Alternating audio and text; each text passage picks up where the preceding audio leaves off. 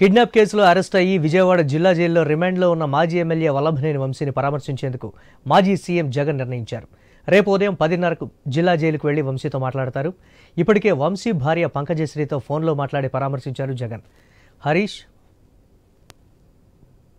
మురళి, రేపు వైఎస్ఆర్ కాంగ్రెస్ పార్టీ అధినేత మాజీ ముఖ్యమంత్రి జగన్మోహన్ రెడ్డి విజయవాడలో ఉన్నటువంటి సబ్ జైలుకు వెళ్తున్నారు. అక్కడ వల్లభనేని వంశీ పార్టీకి చెందినటువంటి మాజీ శాసనసభ్యుడు. ఆయన ఒక కేసుకు సంబంధించినటువంటి ఇష్యూలో కిడ్నాప్ చేశారు, దళిత యువకుడిని వేధింపులకు గురి చేయడం, బెదిరింపులకు గురి చేయడం, ప్రాణహాని తలపెట్టేటువంటి పరిస్థితులకు కారణమయ్యారు అనేటువంటి ఒక అభియోగం పైన పోలీసులు ఆయన హైదరాబాద్ లో అరెస్ట్ చేశారు. విజయవాడ తీసుకొచ్చిన తర్వాత ఆయన్ని న్యాయమూర్తి ముందు హాజరుపరిచిన తర్వాత సబ్ జైలుకు తరలించారు. ప్రస్తుతం వంశీ సబ్ జైలులోనే ఉన్నటువంటి సిచ్యువేషన్ కనిపిస్తుంది. ఇప్పటికే వంశీని ములాఖత్ రూపంలో ఆయన భార్య పంకజశ్రీ కలిశారు. ఆ తర్వాత ఇప్పుడు కీలకమైనటువంటి నేతల్లో వైఎస్ జగన్మోహన్ రెడ్డి రేపు ఉదయం ఆయన జగన్మోహన్ రెడ్డి జైలుకు వెళ్తారు. జైల్లో వంశీని పరామర్శిస్తారు. మరోవైపు వంశీ భార్య పంకజశ్రీతో జగన్మోహన్ రెడ్డి ఇప్పటికే ఫోన్ లో మాట్లాడారు. ఎటువంటి భయాందోళనకు గురవ్వాల్సినటువంటి అవసరం లేదు, తాము పూర్తిగా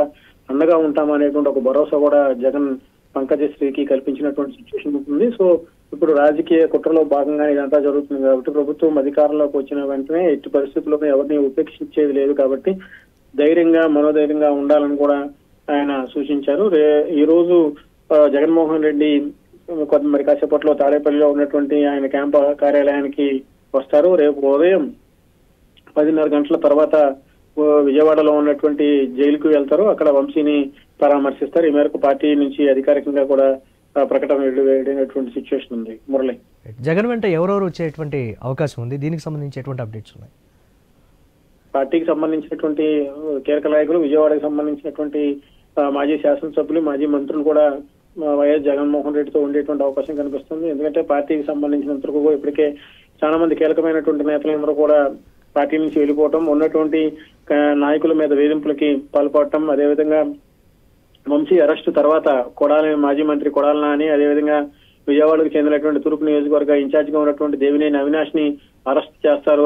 అవినాష్ పైన కూడా కేసులు నమోదు అవుతాయన్నటువంటి ఒక ప్రచారం కూడా జరుగుతుంది. ఈ నేపథ్యంలోనే జగన్మోహన్ రెడ్డి అలర్ట్ అయినట్టుగా మనకు తెలుస్తుంది. అందులో భాగంగానే పార్టీకి సంబంధించినటువంటి నాయకత్వాన్ని, పార్టీకి సంబంధించినటువంటి కార్యకర్తల్ని పూర్తిగా కాపాడుకునేటువంటి ప్రయత్నం చేస్తున్నారు. అందులో భాగంగానే ఆయన జిల్లాల వారీగా కూడా సమీక్షా సమావేశాలు నిర్వహిస్తున్నారు. రేపు కూడా ఒక జిల్లాకు సంబంధించినటువంటి సమీక్షా సమావేశం నిర్వహించాల్సి ఉంది. అయితే జగన్ కి ప్రజెంట్ వంశీకి సంబంధించినటువంటి కేసు పైన ప్రత్యేకమైనటువంటి విస్తరించినటువంటి నేపథ్యంలో జైలుకు వెళ్లి వంశీతో మాట్లాడటం ద్వారా అసలు కేసుకు సంబంధించినటువంటి పూర్వపరాలు ఏంటి, ఎందుకు ఇంత వేధింపులకు గురి చేయాల్సినటువంటి సిచ్యువేషన్ ఏర్పడింది, మెజిస్ట్రేట్ ముందు నిందితుడు ఎవరైతే ఫిర్యాదు ఇచ్చారో మెజిస్ట్రేట్ ముందుకు వెళ్లి తాను ఫిర్యాదును విత్డ్రా చేసుకున్నట్టుగా అఫిడవిట్ ను దాఖలు చేసి స్వయంగా జడ్జి ముందే సమాచారం అందించినటువంటి సిచ్యువేషన్ ఉంది. అయినప్పటికీ కూడా ఆయన్ని బెదిరించారు, ఆ బెదిరించి కేసు విత్డ్రా చేసుకునే విధంగా చేశారు అనేటువంటి ఒక అభియోగం వంశీ మీద నమోదైంది. ఇలాంటి పరిస్థితులు ఎందుకు కారణమయ్యాయి? అధికార పార్టీ, కూటమి పార్టీ అధికారంలోకి వచ్చిన తర్వాత ప్రధానంగా